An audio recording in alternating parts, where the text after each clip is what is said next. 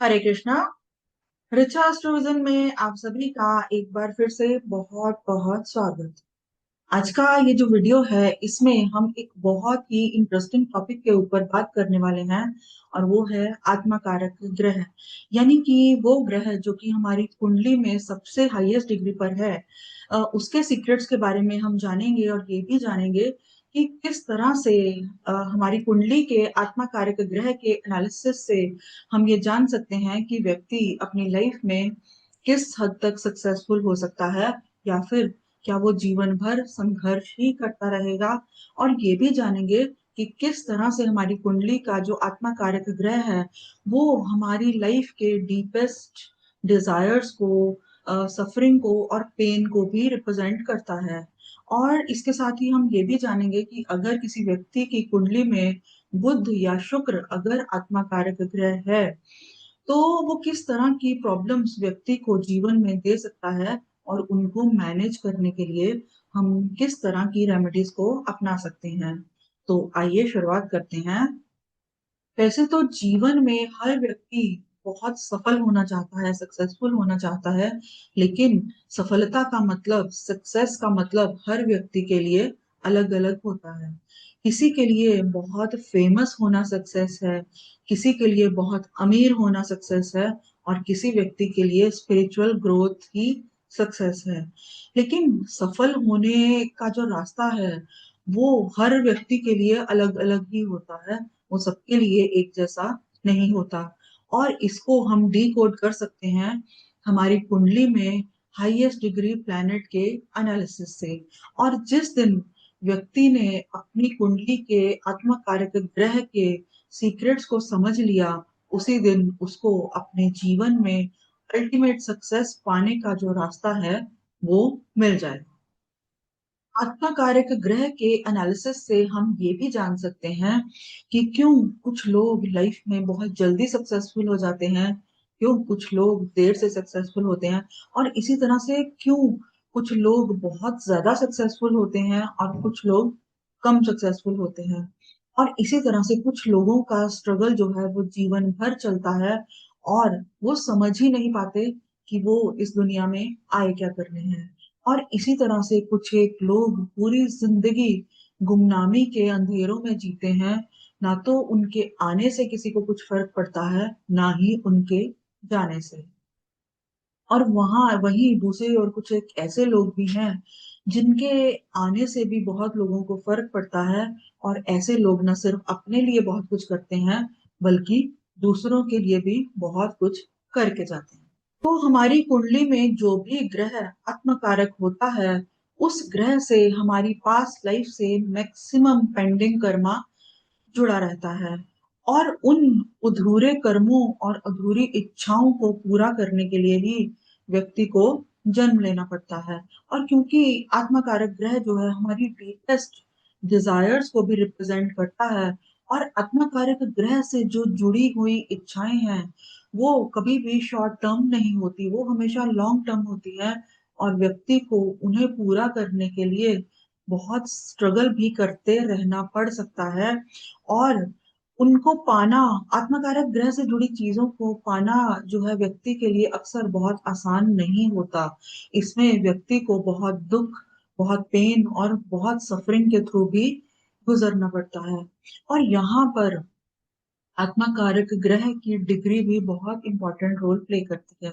तो अगर हमारी कुंडली में आत्मा कारक ग्रह जो है वो 26, 27, 28 या 29 डिग्री के करीब है तो ये इंडिकेट करता है कि व्यक्ति का पूर्व जन्मों का जो पेंडिंग कर्म है वो बहुत ज्यादा है।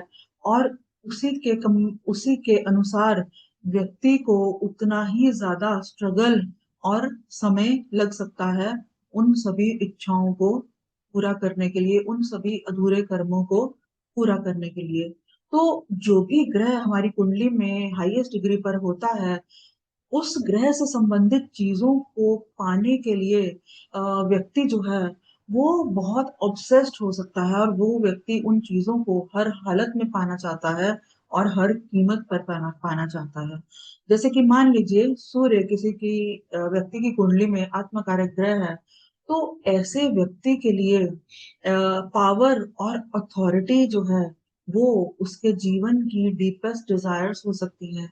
इसी तरह से शुक्र अगर हाईएस्ट डिग्री प्लैनेट है कुंडली में, तो ऐसे व्यक्ति को शुक्र जिन भी चीजों को रिप्रेजेंट करता है जीवन में, व्यक्ति जीवन भर उन चीजों से ऑब्सेस्ड रह सकता है और हर हालत में हर कीमत पर उन चीजों को जीवन में पाना भी चाहेगा।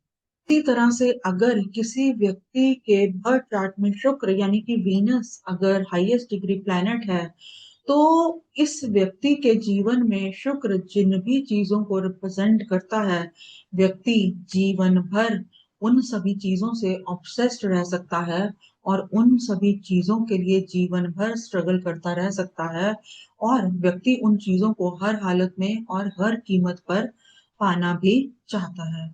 तो शुक्र जैसा कि हम जानते हैं रिप्रेजेंट करता है हमारी लाइफ में ब्यूटी को, क्रिएटिविटी को, लग्जरी को, हमारे रिलेशनशिप को, लाइफ पार्टनर को।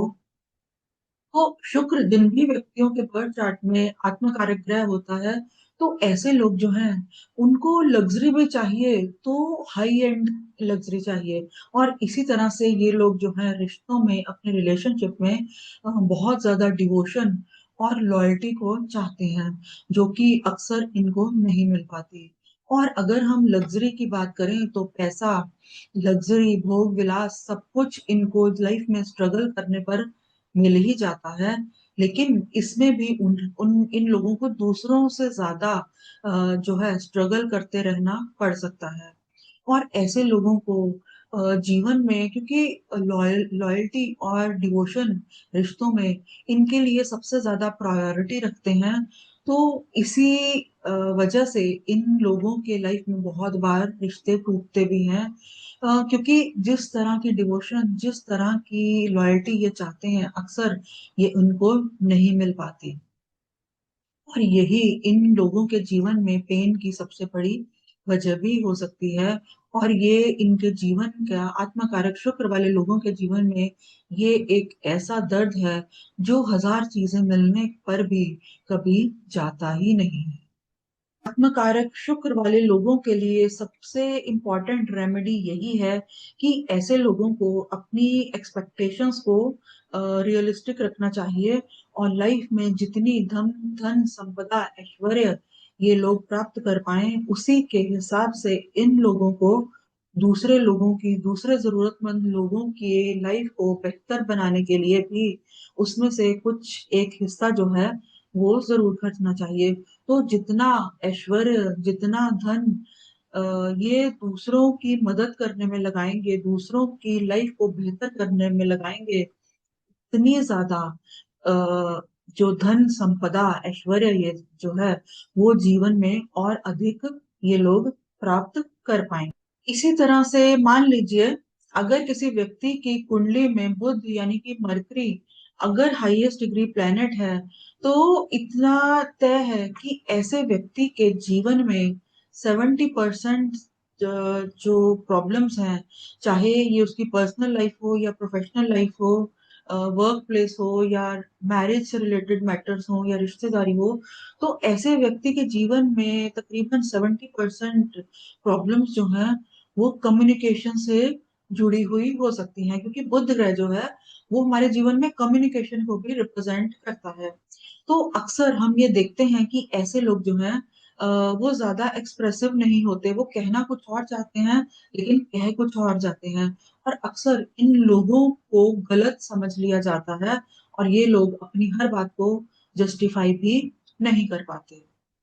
और इसी तरह से आत्मकारक बुद्ध वाले लोग जो हैं, इन लोगों को ग्रजेस को होल्ड करने की आदत भी होती है। ये चीजों को आसानी से भूलते नहीं, ना ही वो आसानी से दूसरों को माफ कर पाते हैं। तो आत्मकारक बुद्ध वाले जो भी लोग हैं, ऐसे लोगों की मेमोरी जो है वो बहुत फोटोजेनिक होती है। आज से 3 साल पहले, 4 साल पहले, 5 7 साल या उससे भी ज्यादा कब इनका किससे झगड़ा हुआ था, किसी ने इनको क्या कहा था, वो सब ये याद रखते हैं और हमेशा एक मौके की तलाश में रहते हैं कि कब इनको सही मौका मिले और ये पुराने हिसाब जो हैं वो चुकता करें। तो इस तरह से आत्मकारक बुद्ध वाले लोग जो है ये पुरानी चीजों को आसानी से भूलते नहीं है और भूलना चाहते भी नहीं है। तो ऐसे लोगों को, आत्मकारक बुद्ध वाले लोगों को अपनी कम्युनिकेशन के से रिलेटेड मैटर्स में हमेशा केयरफुल रहने की जरूरत है। इन लोगों को दूसरों को कभी भी कर्स नहीं करना चाहिए कि अगर किसी की वजह से इनका कोई काम बिगड़ा है तो उसको लेट गो करना चाहिए। दूसरे को कभी भी कर्स या श्रापित नहीं करना चाहिए कि इसकी वजह से मेरा काम खराब हुआ तो अब इसका काम भी ना ही बने। तो अगर इनकी ऐसी सोच रहेगी तो ये चीजें इनको बैकफायर करेंगी और ये लोग जो है लाइफ में कभी भी अल्टीमेट सक्सेस को प्राप्त जो है वो नहीं कर पाएंगे और अपनी लाइफ में पुरानी यादों, पुराने झगड़ों और पुरानी चीजों में ही ये लोग उलझे रहेंगे। तो आत्मकारक बुद्ध वाले लोगों को लाइफ में सबसे जरूरी है कि इन लोगों को नए स्किल्स सीखने चाहिए और फिर आगे उनको दूसरों को भी सिखाने चाहिए।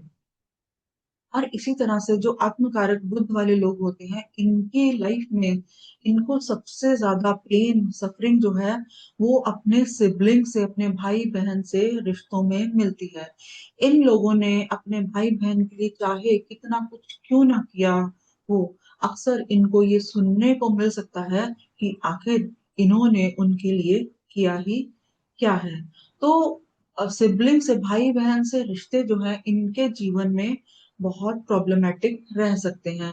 तो इन लोगों को एटलीस्ट अगर ये बहुत कोशिशों के बावजूद अपने रिश्तों को ना भी निभा पाए तो एटलीस्ट इनको इतनी कोशिश जरूर करनी चाहिए कि इनकी वजह से जो प्रॉब्लम्स हैं वो ना बढ़े।